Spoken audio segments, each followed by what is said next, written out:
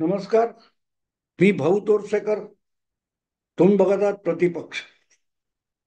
मित्रांनो, एक breaking news मी तुम्हाला देणार आहे. मी असल्या ब्रेकिंग न्यूज, गौप्यस्फोट असल्या काही गोष्टी फारशा करतो अशातला भाग नाही. पण कधी कधी आपणही त्या मोहात पडतो आणि तसंच माझंही झालेलं आहे. झालं असं मित्रांनो, एक युरोपातल्या एका व्यक्तीचा मला फोन आला. ही व्यक्ती स्वीडनची आहे भारतीय, पण स्वीडनमध्ये काही कामानिमित्त काही काळ स्थायिक झालेल्या व्यक्तीचा मला फोन आला आणि त्यांनी मला सांगितलं की लंडन मधले एक असे असे तुमचे परिचित आहेत आणि त्यांनी मला तुमचा नंबर दिला. मला तुमच्याशी एका खास गोष्टीबद्दल बोलायचंय की ज्याची आत्ता चाचपणी चालू आहे. त्यामुळे माहिती किंवा बातमी नाहीये, उलट मला तुमच्याकडून माहिती घ्यायची. मी स्वीडनमध्ये आहे, तुम्ही भारतात आहात. मलाही गंमत वाटली. म्हटलं माझ्याकडून स्वीडनमध्ये असलेल्या एका भारतीयाला नेमकी कुठली माहिती पाहिजे. तर त्याने मला ज्या काही गोष्टी विचारल्या त्या माझ्या लक्षात आलं की त्या साधारण महाराष्ट्रासंबंधी आहेत आणि महाराष्ट्रातले आहेत. आणि मी कान टवकारले. मी गंभीरपणे त्याला ऐकायला लागलो आणि मग माझ्या त्याला पाहिजे ती माहिती दिल्यानंतर माझ्या काही गोष्टी लक्षात आल्या की हा अशी माहिती का विचारत होता. वरकरणी असं वाटत होतं की एक जनरल माहिती आहे की महाराष्ट्रात निवडणुका कशा झाल्या, महाराष्ट्रात कोण कशा प्रकारे जिंकलं, कोणाची टक्केवारी किती आहे, कोणाला लोकसभेत पराभव झाला होता, कोणाला विधानसभेत एकदम उलटफेर होऊन मोठा विजय मिळाला. ही सगळी माहिती नॉर्मल होती, त्याच्यात काय नवीन नाही. पण ही माहिती जर सगळीकडे उपलब्ध आहे, ही माहिती जी माझ्याकडे आहे ती काही मी निवडणूक आयोगाकडे जाऊन मुद्दाम मागवलेली नाही किंवा मिळवलेली नाही, ती सगळीकडे उपलब्ध आहे. इंटरनेटवर गेलात तर ती माहिती जगात कोणालाही उपलब्ध आहे. ती भाऊकडून घेण्याची काहीच गरज नव्हती. पण जसजसं त्याने विचारलेली माहिती आणि मी दिलेली माहिती याचा मी वेगवेगळ्या घटनाक्रमांशी आणि वेगवेगळ्या भौगोलिक प्रदेशाशी सांगड घालण्याचा प्रयत्न करत गेलो, तेव्हा माझ्या लक्षात आलं की इथे कुठेतरी पाणी मुरतंय. अर्थात ती माहिती देणं, जी जगजाहीर माहिती आहे ती कोणालाही देणं यामध्ये काहीच गैर नाही किंवा देशद्रोह वगैरे नव्हता. त्यामुळे चिंतेचा विषय नव्हता. पण मला एक उत्सुकता होती, क्युरिओसिटी होती, कुतूहल होतं की या माणसाला ही माहिती माझ्याकडून का पाहिजे. आणि जसजसा मी हे सगळे धागेदोरे जुळवत गेलो तेव्हा माझ्या एक गोष्ट लक्षात आली की यातली बरीचशी माहिती ही शरद पवारांशी संबंधित आहे. म्हणजे कधीतरी शरद पवार पुणे बारामती नजीकच्या माढा मतदारसंघातून लोकसभेवर निवडून आले. बारामतीची जागा त्यांनी आपल्या मुलीसाठी मोकळी करून दिली. 2014 नंतर लोकसभेची निवडणूक लढवायचं सोडून शरद पवार राज्यसभेत जात राहिले. आता त्यांनी राज्यसभा निवडणूकच म्हणजे निवडणुकीच्या किंवा संसदीय राजकारणात राहायचं नाही असा निश्चय केलाय. या सगळ्या गोष्टी शरद पवारांशी संबंधित होत्या. पण त्या माझ्याकडून विचारण्याची काय गरज होती. आणि ते सुद्धा स्वीडनमध्ये बसलेला एक माणूस मला हा प्रश्न विचारतो तेव्हा मी जाता जाता सहज ओघाओघाने त्यांना विचारलं की तुमचा तर व्यवसाय पेशा भलताच आहे, तुम्ही काय पत्रकार वगैरे नाही, तुम्ही राजकीय विश्लेषक नाही, मग तुम्हाला ही माहिती जी राजकारणाशी आणि महाराष्ट्राच्या निवडणुकीशी संबंधित आहे ती कशाला हवी आहे. जे त्यांनी दिलेलं उत्तर मोठं चमत्कारिक होतं. ते म्हणाले की मला राजकीय माहिती हवी असली तरी ती राजकारणाशी संबंधित नाहीये आणि त्याचा हेतू राजकारणाशी संबंधित नाहीये, तो वेगळ्या हेतूने संबंधित आहे. म्हटलं वेगळा हेतू कुठला? तो म्हणे ज्या प्रकारचं तो म्हणाला मी स्वतः युनिव्हर्सिटीत काम करतो, युनिव्हर्सिटीचा प्राध्यापक वगैरे आहे आणि अभ्यास आणि शैक्षणिक पेशामध्ये काम करतो आणि जगभर वेगवेगळ्या क्षेत्रामध्ये जी माणसं नवनवीन असं मूलभूत संशोधन करतात त्यांची माहिती गोळा करणं अशा स्वरूपाचं माझं काम आहे. आणि हा माणूस स्वीडन मधला आहे.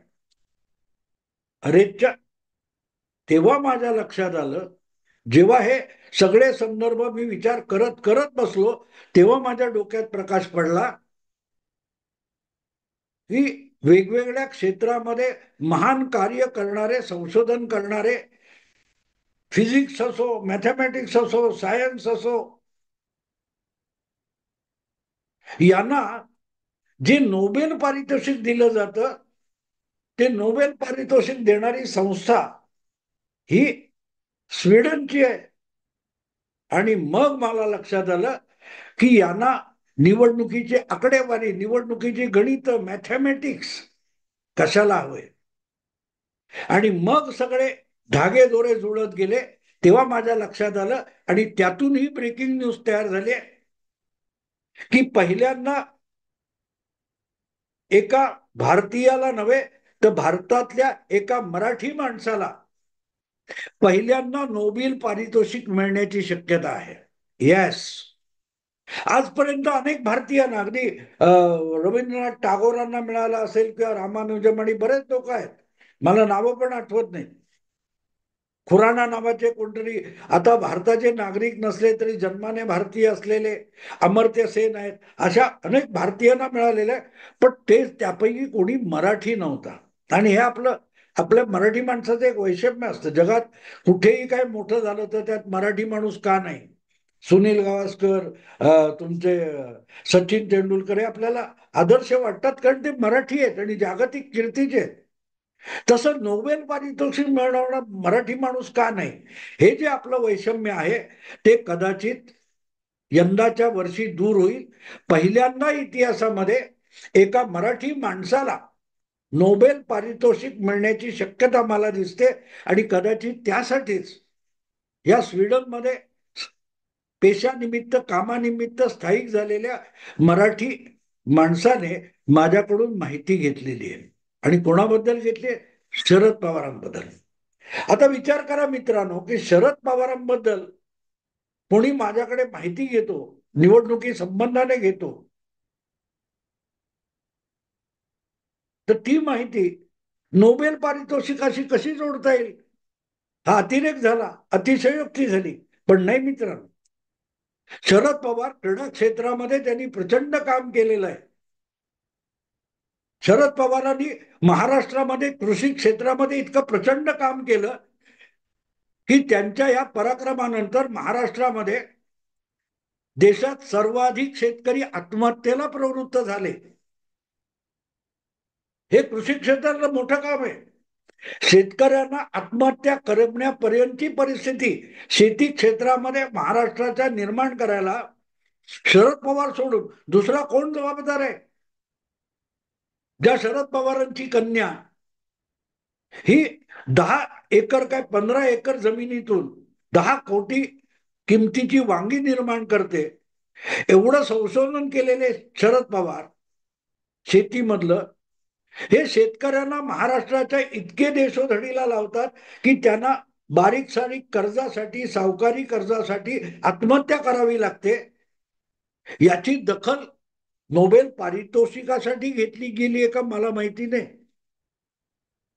पण गंमत असे की हा प्रश्न, ही माहिती मागणारे जे ग्रहस्थ आहेत त्यांनी मला पवारांच्या शेतीच्या कामाविषयी किंवा दुसरी गोष्ट, शरद पवार पावसात भिजू शकतात, तर एक माणूस घोर तपस्या करताना हिमालयात जाऊन थंडी सोसत, बर्फ सोसत तपस्या करतो, तसं भिजून तपस्या राजकारणातली करणारे शरद पवार, म्हणून काही त्यांचं संशोधन हे नोबेलसाठी पात्र होऊ शकतं का? याची चाचपणी मी मनातल्या मनात केली, त्यातलं काही झालं नाही. आणि म्हणून मग माझ्या लक्षात आलं की काहीतरी गडबड आहे. मी परत त्या माणसाला फोन लावला की तुम्ही शरद पवारांची इतकी माहिती कशाला घेताय. तेव्हा त्यांनी थोडासा एक इशारा संकेत मला दिला की शरद पवारांना गणित या विषयामध्ये अत्यंत मूलभूत असं संपूर्ण नव्या पद्धतीचं गणित विषयातलं संशोधन त्यांनी यशस्वी केलं, म्हणून नोबेल पारितोषिकासाठी पवारांचं नाव विचारात घेता येईल का अशी चाचपणी स्वीडनमध्ये चालू आहे. मला धक्का बसला, कारण शरद पवार गणितात त्यांनी काहीतरी पराक्रम केले किंवा गणिताच्या क्षेत्रामध्ये काही काम केलंय अशी माहिती माझ्याकडे तर नव्हती. हा, शरद पवारांनी क्रिकेट असो, कबड्डी असो, कुस्ती असो आणि कुठलंही कसलंही क्षेत्र घ्या, शिक्षण क्षेत्र घ्या, अशा अनेक क्षेत्रामध्ये शरद पवार यथेच्छ लुडबुड करत राहिलेले आहेत. काम किती केलं हा विषय विचारायचा नाही, पण गणित या क्षेत्रामध्ये शरद पवारांनी काही काम केलं असेल अशी माहिती माझ्याकडे तर नव्हती. आणि म्हणून मी त्यांना विचारलं की गणित क्षेत्रातलं, गणित या विषयातलं नोबेल मिळण्यासाठी शरद पवारांनी गणितात केलं काय. आधी याचा विचार स्वीडन मधल्या त्या नोबेल पारितोषिक देणाऱ्या संस्थेच्या मनात येतोच कसा. तेव्हा त्या गृहस्थांनी मला दिलेलं उत्तर अक्षरशः चकित करून गेलं. आणि म्हणून मी म्हणतोय की ही कदाचित ब्रेकिंग न्यूज आहे, गौप्यस्फोट आहे. हे गृहस्थ मला म्हणाले की आईन्स्टाईन सारखा जगप्रसिद्ध शास्त्रज्ञ, विज्ञानातला शास्त्रज्ञ, वैज्ञानिक, याची एक जगप्रसिद्ध एक समीकरण आहे, एक इक्वेशन आहे, E equal to M C square. E equal to M C square या समीकरणाचं म्हणजे इक्वेशनचा अर्थ लावण्यामध्ये आजपर्यंत शेकडो शास्त्रज्ञ आणि वैज्ञानिक थकून गेले आहेत. प्रत्येक जण equal to M C square या गूढरम्य वाटणाऱ्या इक्वेशनचा अर्थ लावताना थकून गेलेत, दमून गेलेत. आईन्स्टाईननी मांडलेलं हे एनर्जी इक्वल टू मास आणि velocity square. M C square म्हणजे मास पदार्थ आणि प्रकाश वेगाचा वर्ग यांचा जे गुणाकार होतो तो म्हणजे एनर्जी, शक्ती, ऊर्जा. आणि तिथे माझ्या लक्षात आलं की शरद पवार अंतर्वली सराटीमध्ये गेले आणि तिथे जगातले आईन्स्टाईन पेक्षा मोठे शास्त्रज्ञ, मराठा योद्धा मनोज जरांगे पाटील यांनी शरद पवारांना गणितातलं पहिलं प्रमाणपत्र दिलं, जिथून E equal to M C square ही इक्वेशन सोडवण्याची सुरुवात झाली. आठवतं? मनोज जरांगे पाटील त्या अंतर्वली सराटीच्या मंचावर अंगावर ब्लँकेट घेऊन बसलेत, मागे शिवरायांचा पुतळा आहे, आणि शरद पवार त्यांना भेटायला पोहोचले. तेव्हा शरद पवारांच्या हाती माईक देताना मनोज जरांगे पाटील काय म्हणाले होते, बघा बघा साहेबांची ऊर्जा बघा, साहेबांची ऊर्जा बघा. ऊर्जा म्हणजे एनर्जी मित्रांनो. स्वीडन नव्हे, जगाचं लक्ष मनोज जरांगे पाटील यांनी शरद पवार नावाच्या वैज्ञानिकाकडे वळवलं की बघा ह्यांची ऊर्जा बघा. बिचारी मराठा समाजातली लेकरं बाळ, त्यांना वाटलं होतं की मनोज जरांगे पाटील आपल्याला सांगतायत शरद पवारांची ऊर्जा बघा, पण मनोज जरांगे पाटील जगभरच्या वैज्ञानिक आणि शास्त्रज्ञांना सांगत होते जरा आमच्या शरद पवारांची, साहेबांची ऊर्जा बघा. आणि तिथे जगभरच्या शास्त्रज्ञांनी बारकाईने लक्ष दिलं. तेव्हा त्यांच्या लक्षात आलं की शरद पवार अंतर्वली सराटीमध्ये जाऊन एनर्जीच म्हणजे काय हे जो प्रश्न किंवा इक्वेशन आईन्स्टाईनने जगासमोर ठेवली त्याचा अर्थ लावायचा प्रयत्न करतायत. ती इक्वेशन, ते समीकरण सोडवायचा प्रयत्न करतायत. ऊर्जा energy equal to MC square. आता इथपर्यंत मनोज जरांगे पाटील विषय संपला. आता ही इक्वेशन सोडवायची म्हणजे काय करायचं? मग पवार आपली सवड काढून राजकारण, निवडणुका, लोकसभा निवडणुका हे सगळं उरकल्यानंतर, विधानसभा लोकसभेच्या निवडणुका संपल्यानंतर कामाला लागले आणि E equal to MC square. आता ह्याच्यात M म्हणजे काय आणि C म्हणजे काय हे शोधलं तर मग आईन्स्टाईनची इक्वेशन निकालात निघू शकते हे पवार साहेबांनी ओळखलं होतं. आणि म्हणून मग ते M म्हणजे काय, M म्हणजे काय याचा शोध घेत फिरायला लागले. आणि अचानक त्यांना एक दिवस मार्गडवाडी नावाचं माळशिरस तालुका सोलापूर जिल्ह्यातलं गाव सापडलं.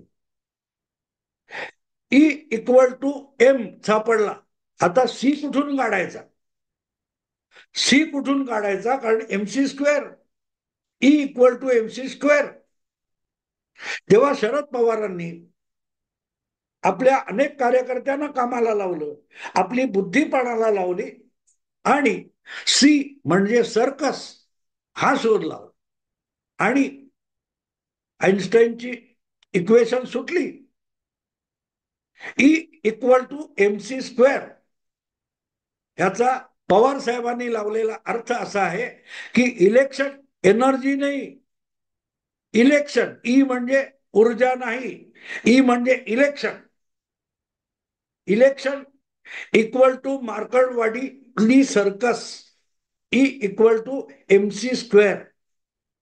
सर्कस वर्गातल्या ज्या कसरती असतात, कोलांट्या उड्या, मरकटलीला, हे सगळं आपण सर्कसमध्ये काय बघतो? सर्कशीमध्ये ज्या ज्या कसरती असतात त्या चक्क माकडाला शोभणारे असतात, मरकट लिलेसारख्या जास्त असतात. इकडून धागा सोड, तिकडे जाऊन लटक, तिकडून उडी मार वगैरे वगैरे, त्या सर्कस वर्गातल्या असतात. आणि वर्ग म्हणजे स्क्वेअर. मार्कडवाडीमध्ये जी काय मरकट लीला शरद पवारांनी आरंभली ती सर्कस वर्गातली आहे आणि म्हणून E equal to MC square म्हणजे election equal to Markadwadi circus. मित्रांनो, आपल्याला अभिमान वाटला पाहिजे. इतिहासात पहिल्यांदा शरद पवार नावाच्या एका मराठी माणसाला, ज्याच्या हातावर तळहातावर ज्या रेषा आहेत त्या महाराष्ट्राच्या भाग्यरेषा आहेत असं सगळ्या मराठी पत्रकार संपादकांना वाटतं. अशा महाराष्ट्रातले सुपुत्र शरद पवार बारामतीकर यांना गणित या विषयाचं नोबेल पारितोषिक मिळण्याची शक्यता आहे. थापा मारतोय असं वाटतंय मित्रांनो? नाही मित्रांनो, मी हे सगळं खरं सांगतोय. मी हे सगळं 100% खरं सांगतोय. आता पुढे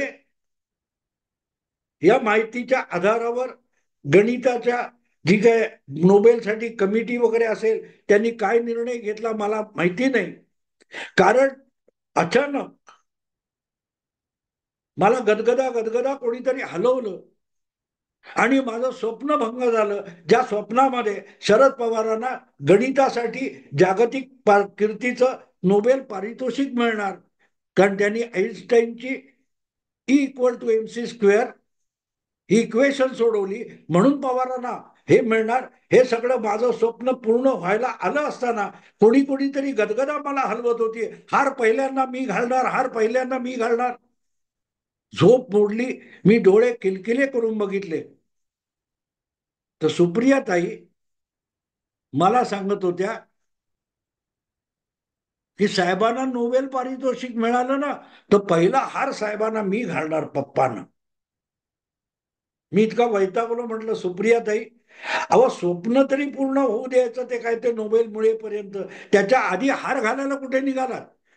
तुम्हाला इतकी गोष्टी पूर्ण न होता हार घालायची हौस आहे तर अजितदादांना घालून टाका मुख्यमंत्री झालेत म्हणून.